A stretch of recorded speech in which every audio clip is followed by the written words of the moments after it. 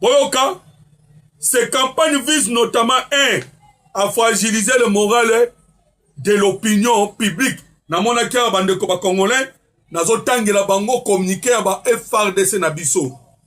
Ba héros na biso. Ba yeba sopa makila, papa mama. Papa mama. Nazo ba na bino bande ko ba FRDC faut beaucoup de respect.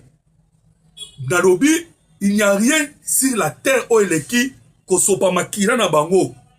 Ndenge ba betaka lisolo ya nkolo Yesu Christo. Il a versé son sang pour na sali ya batu. Eza ndenge mona ba FRDC na biso. Nazo tanga communiquer ba FRDC. O eza na importance capitale parce que lorsque les FRDC bazo sala communiquer wana nazo tanga matina conseil de sécurité mukili mobimba. Mais ba congolais bazo loba batika biso na ba communiquer wana batika oh papa tozo bunda na Europe. Bozo sakana tozo bunda na Europe. Est-ce que vous avez makambo komeli Vladimir Poutine? Vladimir Poutine. Vous avez makambo komeli ye? Ndenge Poutine a bunda na Europe. Ndenge pe biso to bunda na Europe. Bande ko ba congolais. Boyo kamo li solo muke. Bon na zongela bino na beta bino li solo ya ba témoignage ya bande ko ba congolais. Vous voyez bien le Kani en Europe. Vladimir Poutine a zaki ko gagner guerre. Ben européen, particulièrement Macron. So comment dire Poutine parce que Macron wana nde muta memi Europe le Congo na ye. Macron bandi ko bundisa Victor Orban. Victor Orban zanani. Victor Orban azalaki premier ministre ya Hongrie. Muninga ya Poutine, muninga ya Trump, muninga ya Félix Antoine Tshisekedi Tshilombo. Bandeko ba eko kwesa Victor Orban. Oui, mais pourquoi là vous avez Victor Orban? Parce que Victor Orban a côté les méla financement il y a Ukraine, pas financer Ukraine. Tant que vous quoi ici Victor Orban, malama comme Macron bandi ntintan d'être benga la lingala. C'est-à-dire bayaya tocha muke to sauver Ukraine. 80 milliards de dollars. 80 milliards de dollars. D'euros, pardon. 80 milliards d'euros. Basangi seli Ukraine. Bande ko ba congolais, Ukraine a eu 80 milliards d'euros. À l'ami industrie na ye, Yamanduki. Ah, tout ça, ça bino. Mawana Rissi. Crimée oyo, Poutine a zoa. Crimée, oh Poutine a zoa. Routa 2014. Je vous dis que Ukraine a tient moulini na Crimée. A bâti toutes les installations électriques. A que na Russie a bâti usine il y a pétrole. Je vous dis que Vladimir Poutine est affaibli na moment oyo. A bengi lobi Donald Basolo 80 minutes. Si rescrit pas bengi Trump Basolo li. Bongo yo congolais pour soutenir FRDC. Parce que tout le monde a guerre oyoka ya ba Vietnamais, autre ba benga ka guérilla. Peuple nda zaki ko soutenir. Alambi aya tikeli ba soda. Alambi fufu aya tikeli ba soda. Alambi azuya kolia aya tikeli ba soda. Appui na ba soda. Vietnam a gagné États-Unis d'Amérique. Congolais on les soutenir. Ah, bisoto polara. Ah, mais bandeko. Kagame ana simana en Europe. Il faut que tout soutenir. Tombe tamaboko na no FRDC pour cette grande résistance. Oui. Alors boyoka. Ba koti ce qu'on a guerre médiatique. France 24 ya bango. RFI ya bango. Jeune Afrique ya bango. Bazana ba chaîne internationaux. Pour le coebsa ba congolais. Point zéro est tombé. Point zéro est tombé. Minembwe. Bazana yango. Na objectif ya kolembisa mémoire ya ba soda congolais. boyoka ba objectif na bango na campagne médiatique, fragiliser les morales de l'opinion publique, démoraliser les forces engagées en les poussant à la capitulation, à la désertion, à la contestation de leur hiérarchie. Boyoka, alimenter la colère de la population afin de provoquer une révolte contre les autorités. Boyoka Soussou.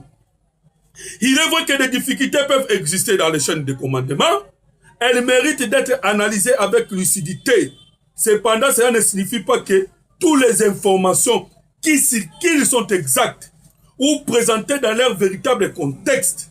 Certaines peuvent être utilisées comme des instruments de manipulation dans le cadre d'une stratégie de guerre psychologique. Bandeko, voilà la réalité où ils sont sur le terrain. Mais bon, au Kaskoyo, témoignage Andeko Nabiso, au Azali, na point zéro. Au Azali, na minute, on a Sud Kivu. Alobi Boye, Boyo Kabandeko. Mais c'est le président Tshisekedi Fachi, en tant que natif du Sud Kivu.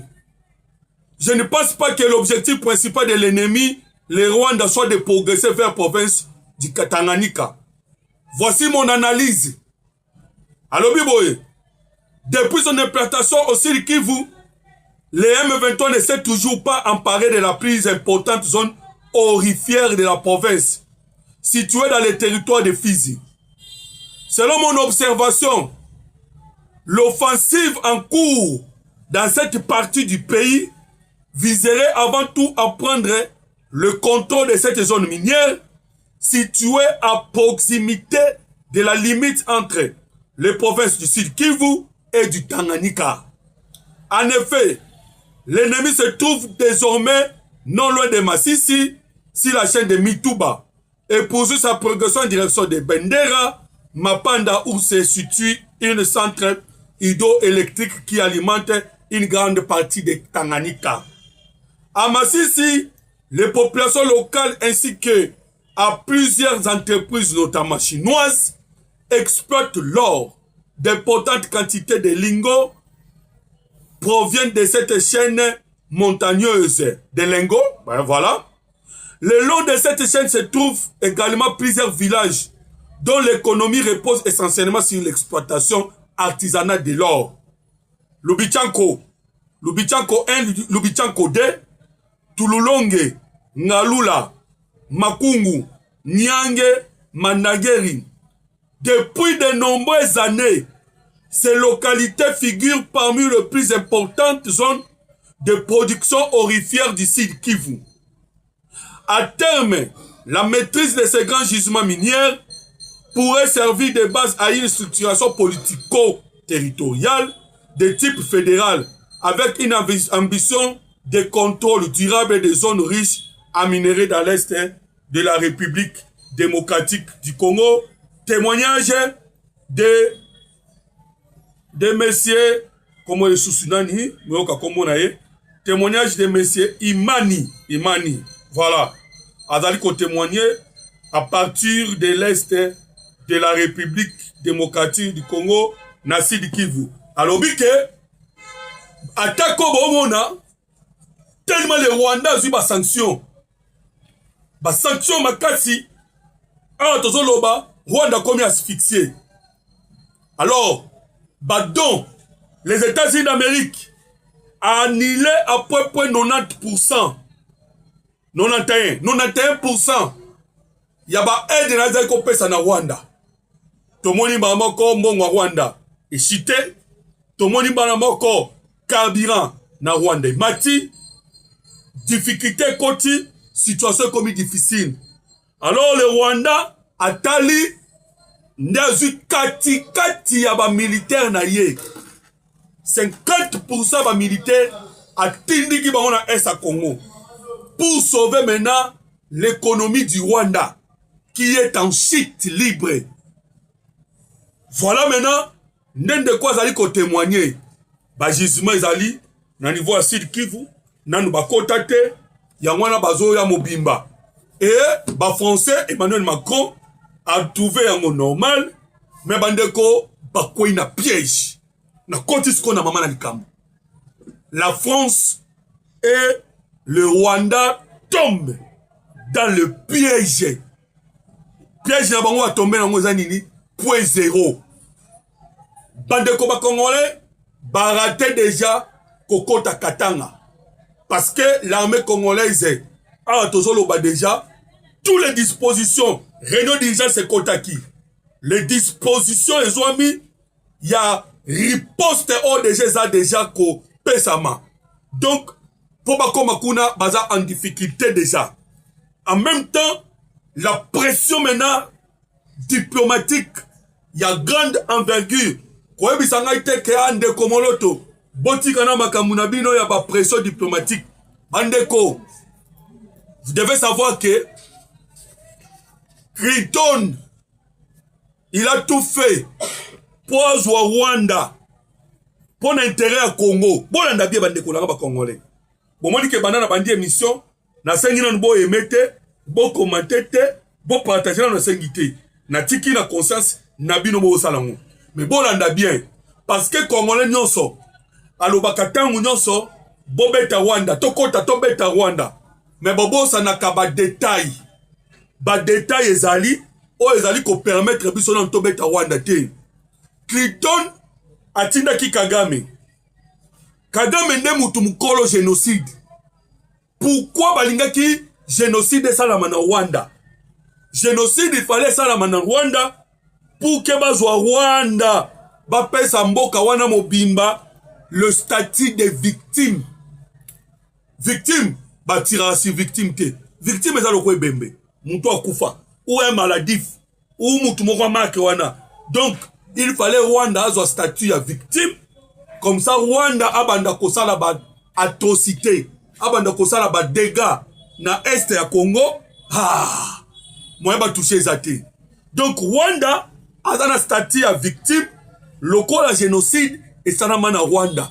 Donc moi ko toucher Rwanda zate. So ko toucher Rwanda, okomona bango nyonso. Oh ba France, oh ba nani, ba koya mbango. Ah, le Rwanda est victime. Le Rwanda est victime. Alors, qu'est-ce que la République démocratique du Congo est en train de faire? Pour la première fois, Hippolyte Kanamba Zala n'a pouvoir en République démocratique du Congo. Maintenant, nous, à Mema Kagame na Cour internationale de la justice. Là, c'est un. Depuis des années, Hippolyte Kanamba Zala n'a pouvoir. Nous, résolution à mon côté. Net il y a 27-73. Ata ils ont appliqué. Maintenant, nous avons résolution où ils ont nommé la présence des militaires rwandais dans le sol congolais. Depuis Tobanda la guerre, nous accord ils ont signé. Le accord de Washington, où Rwanda a signé, où il a quitté la présence des militaires rwandais. Donc, Bilo Kwanamisa tout est déjà important. Et puis il faut boyer baquer. Et là, comme nous sommes baki Cézanine. Depuis Tozala, depuis bien sûr, Natango Mobutu, Tokotaki comme membre non permanent na Conseil de sécurité. Awa siko Tokoti, membre non permanent na Conseil de sécurité. Alors, les stratégies à Mokozamboka, na Amérique Zanine. Parce que biso na Américain, toza un objectif moko. Toko Isa Kagame. Qu'est-ce que nous allons faire? Bande Kobola nanga bien. Biso nyonso toko kende na Conseil de sécurité na États-Unis na biso. Cour internationale de la justice ezawana.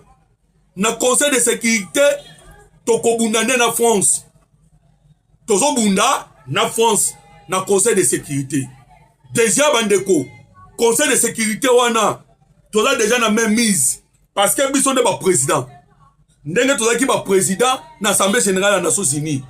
Les lorsque toza ba président na Conseil de sécurité. Le quoi to komi ba président na Conseil de sécurité, tozo zwaskoyo makambo Congo to tient na mesa.